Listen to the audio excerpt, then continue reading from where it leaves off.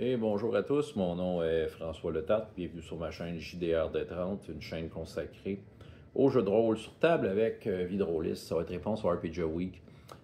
Question, je me souviens plus du numéro, là, mais c'était le titre, c'était le déclic. Donc, à quel moment que je suis tombé sur un jeu, puis il est arrivé comme un moment en jeu ou hors jeu, qui fait que c'est un déclic en disant, hey, j'ai vraiment trouvé comment j'aime ça, le jeu de rôle. J'ai vraiment trouvé ma voie, ma place dans le hobby. Puis, écoute, c'est une question assez intéressante et que je peux pas juste répondre avec un jeu et un moment parce que des déclics, j'en ai eu plusieurs. Ce qui m'amène à dire que la réponse va être une petite série de ma part que je vais essayer de répondre parce que oui, j'ai le goût de faire peut-être le tour de ces jeux pour lesquels j'ai eu un déclic, parce que oui, il y en a eu. Tu sais, j'ai joué à vraiment beaucoup de jeux de rôle dans ma vie, mais tu sais, de jeux de rôle que j'ai fait comme oh wow, ok, tu sais, ça change ma vision de jeu de rôle, ça change comment tu sais, ça affine mes goûts, ça affine mes choix, mes préférences. Donc, c'est ça. Fait que sans plus tarder, là, parce que là, j'ai fait l'introduction de comment j'allais aborder ça. Il y a un jeu à la fois. Le premier déclic que j'ai eu, on remonte en 1986 et c'était avec le jeu Advanced Dungeons and Dragons, la première édition.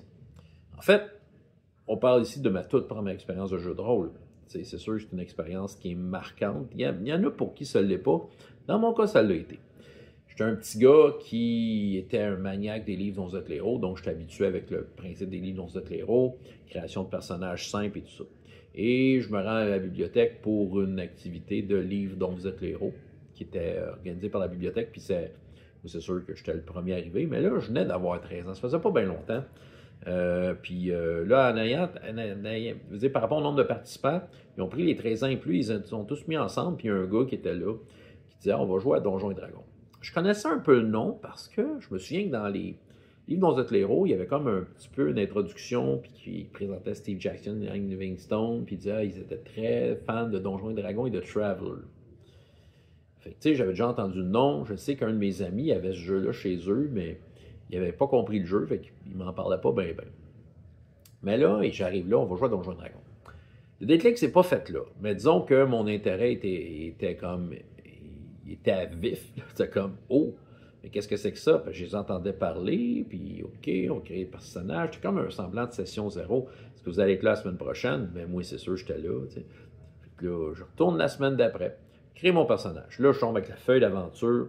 Le déclic, c'est pas fait là, mais je regardais la feuille d'aventure, c'était genre 4 pages, là, tu sais, avec plein de détails. Puis c'est comme, oh là là, c'est pas comme un livre dont vous êtes les héros, mais en même temps, moi, ça m'intriguait. C'était comme, wow, tout ce degré de précision. Tu sais, c'est ça. Fait que chez moi, j'étais complètement enchanté. Puis le déclic, en fait, c'est fait la semaine d'après quand on a commencé à jouer. Puis que, écoute, c'est tout simple, hein, sérieusement.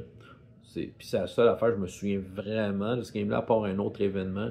Mais lui, ça a été le déclic. C'est comme fait comme, oh, ok, c'est ça le jeu de rôle et j'ai envie de faire ça. Ben, c'est pas plus compliqué que ça. Sur la route, rencontre aléatoire, un 1000 pattes géant, c'est mis à se battre contre.